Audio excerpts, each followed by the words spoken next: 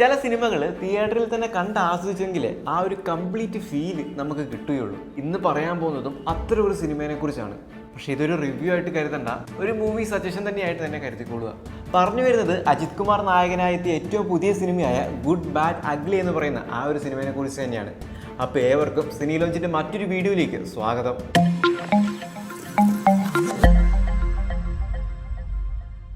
ഒരു പക്ഷേ ചിത്രത്തിൻ്റെ റിവ്യൂ എല്ലാം നോക്കിയവർ ഇതിനോടകം കണ്ട് കാണുക ഒരു പക്ഷേ നെഗറ്റീവ് ആയിരിക്കും. അത് വരാനും ഒരു കാരണമുണ്ട്, അതിലേക്ക് എത്താം. അതിനു മുമ്പ് പറയാനുള്ളത്, ഇതെല്ലാവർക്കും പറ്റിയ ഒരു സിനിമയാണെന്ന് തോന്നുന്നില്ല. അതെന്താണെന്നും പറയാം. അപ്പോൾ ചിത്രത്തിലേക്ക് വന്നാൽ ഒരു 2 മണിക്കൂർ അജിത്തിൻ്റെ ബർത്ത്ഡേ മാഷപ്പ് കണ്ടാൽ എങ്ങനെ ഇരിക്കും? അതുതന്നെയാണ് ഈ ഒരു ചിത്രം മൊത്തത്തിൽ പറഞ്ഞാൽ. ചിത്രത്തിൻ്റെ കഥയോ അല്ലെങ്കിൽ ബാക്കി കാര്യങ്ങളൊക്കെ പറഞ്ഞ് ഫലിപ്പിക്കുക തന്നെ കുറച്ച് പ്രയാസമാണ്. എന്നാലോ കഥയ്ക്കകത്ത് വലിയ പുതുമയുണ്ടോയെന്ന് ചോദിച്ചാൽ അതല്ല.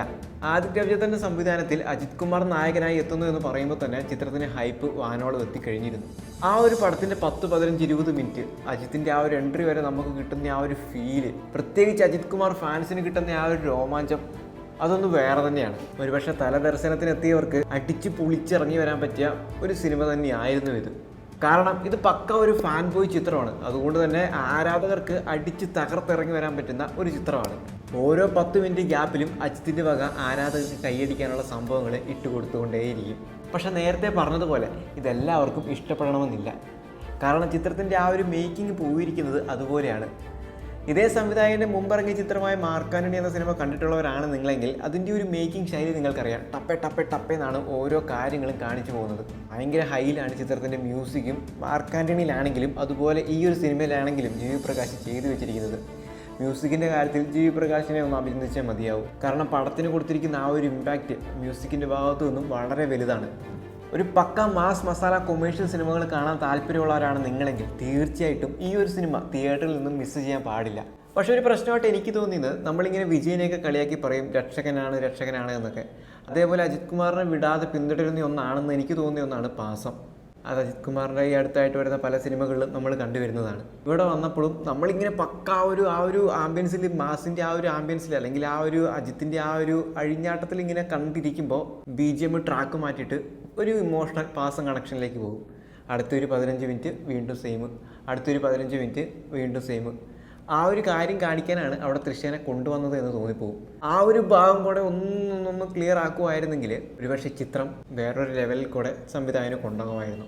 പിന്നെ വില്ലനിസം കുറച്ചുകൂടെയൊക്കെ ഒന്ന് ആ ഒരു ഇൻ്റർനാഷണൽ ഗാങ്സ്റ്റർ ലെവലിലേക്കൊന്നും എത്തുന്ന തരത്തിലേക്ക് വില്ലനിസം എത്തിയില്ല എന്ന് തന്നെ പറയേണ്ടി വരും. അതാണ് ഞാൻ നേരത്തെ പറഞ്ഞത്. സിനിമേനെ ഇങ്ങനെ ഭയങ്കരമായിട്ട് വീക്ഷിക്കുന്നവരാണ് നിങ്ങളെങ്കിൽ ചിലപ്പോൾ നിങ്ങൾക്ക് ഈ ഒരു സിനിമ ഭയങ്കര ഒരു സാറ്റിസ്ഫാക്ഷൻ തരാത്ത ഫീലായിരിക്കും നൽകുക. പക്ഷെ അതിൽ നിന്നെല്ലാം വിട്ട് ഒരു മാസ് ആക്ഷൻ സിനിമ, ആ ഒരു ഇതിൽ ഒരു അജിത് കുമാറിൻ്റെ ഒരു തലയുടെ വിളയാട്ടം കാണാൻ പോകണം, ആ ഒരു രീതിയിൽ സിനിമയെ കാണുവാണെങ്കിൽ നിങ്ങൾക്ക് കുഴപ്പമില്ലാതെ സിനിമ കണ്ടിറങ്ങി വരാം. പക്ഷേ അജിത് കുമാർ ആരാധകരെ സംബന്ധിച്ചിടത്തോളം പൊളിച്ച് തിയേറ്ററിൽ നിന്ന് ഇറങ്ങി വരാൻ പറ്റുന്ന ഒരു സിനിമ തന്നെയാണ് ഇതും. പക്ഷേ അതിൻ്റെ ഫസ്റ്റ് ഷോ മിസ് ചെയ്തെങ്കിൽ അത് നിങ്ങൾക്ക് വലിയൊരു നഷ്ടം തന്നെയാണ്. ഞാൻ പറഞ്ഞു വരുന്നത് അജിത്ത് ആരാധകരെ കുറിച്ചാണ്. കാരണം ആ ഒരു ഓളത്തിൽ കാണാൻ പറ്റുന്ന ഒരു സിനിമയാണിത്. ഒരൊച്ച അനക്കോ ഇല്ലാണ്ട് ഇങ്ങനെ മനസ്സമാധാനത്തോടെ ഇങ്ങനെ ഇരുന്ന് സിനിമ കാണാൻ പോകുന്നവരാണെങ്കിൽ ചിലപ്പോൾ നിങ്ങൾക്ക് ഈ ഒരു സിനിമ അത്ര കണ്ട് ഇഷ്ടപ്പെടണമെന്നില്ല. അതൊരു പക്ഷേ നമ്മൾ തിരഞ്ഞെടുക്കുന്ന തിയേറ്ററിനെയും ആശ്രയിച്ചിരിക്കും. ചിത്രത്തിൽ ഒത്തിരിയേറെ മാസ് മസാല രംഗങ്ങളുണ്ട്. അതുകൊണ്ട് തന്നെ പടത്തിലേക്ക് പ്രവേശിക്കുമ്പോൾ തന്നെ നമ്മുടെ ലോജിക്കും ബാക്കി കാര്യങ്ങളൊക്കെ ഒന്ന് മാറ്റി വെച്ചിട്ട് സിനിമയിലേക്ക് വരിക. മാർക്ക് ആൻ്റണിയിൽ നിന്ന് ഇതിനെ വ്യത്യസ്തമാക്കുന്നത്, മാർക്ക് ആൻ്റണിയിൽ ഒരു നല്ലൊരു പ്ലോട്ട് ഉണ്ടായിരുന്നു ചിത്രത്തിനെ ഒന്ന് ആ ലെവലിലേക്ക് എത്തിക്കുന്നത്. അതോടൊപ്പം എസ്.ജെ. സൂര്യ എന്ന് പറയുന്ന ആ ഒരു നടൻ്റെ ഒരു അടിപൊളി പെർഫോമൻസും. ഈ ഒരു ചിത്രത്തിലേക്ക് വരുവാണെങ്കിൽ അജിത് കുമാറിനെ ഒഴികെ ബാക്കി ആരും അത്ര നല്ല രീതിയിലുള്ളൊരു പെർഫോമൻസ് ആണ് കാഴ്ചവെച്ചതെന്ന് തോന്നുന്നില്ല. പ്രത്യേകിച്ച് ജൂനിയർ ആർട്ടിസ്റ്റായിട്ട് വന്നവർ, അത് നിങ്ങൾ പടം കാണുമ്പോൾ മനസ്സിലാവും.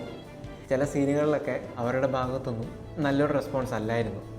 അത് വെച്ച് നോക്കുമ്പോൾ അത് ഫോറിനേഴ്സ് ആയിരുന്നു അവിടെ ജൂനിയർ ആർട്ടിസ്റ്റായിട്ട് ഉണ്ടായിരുന്നത് ആ സീനിൽ. അത് വെച്ച് നോക്കുമ്പോൾ നമ്മുടെ ഇന്ത്യയിലെ നമ്മുടെ ജൂനിയർ ആർട്ടിസ്റ്റൊക്കെ കൊടുക്കുന്ന ആ ഒരു ഡെഡിക്കേഷന് 100ൽ 100 തന്നെ കൊടുക്കേണ്ടി വരും. ഈ ഒരു സിനിമ എന്ന് പറയുന്നത് മാസ് മസാല സിനിമാ പ്രേമികളെ സംബന്ധിച്ചുള്ളതാണ് പ്രത്യേകിച്ച്.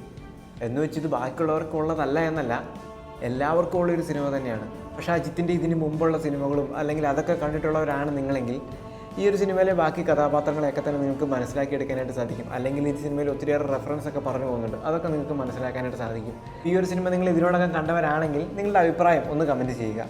എന്നാൽ ഈ ഒരു സിനിമ നിങ്ങൾ കണ്ടിട്ടില്ലെങ്കിൽ, ഇത്തരം സിനിമകൾ കാണാൻ താല്പര്യമുള്ളവരാണ് നിങ്ങളെങ്കിൽ ഒന്ന് കണ്ടു നോക്കാനായിട്ടും കൂടെ ശ്രമിക്കുക. അപ്പം മറ്റൊരു ചിത്രത്തിൻ്റെ വിശേഷവുമായി മറ്റൊരു വീഡിയോയിൽ വീണ്ടും കാണാം.